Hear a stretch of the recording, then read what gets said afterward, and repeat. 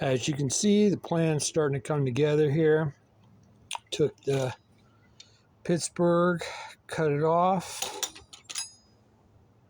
There. See, I cut it there. There.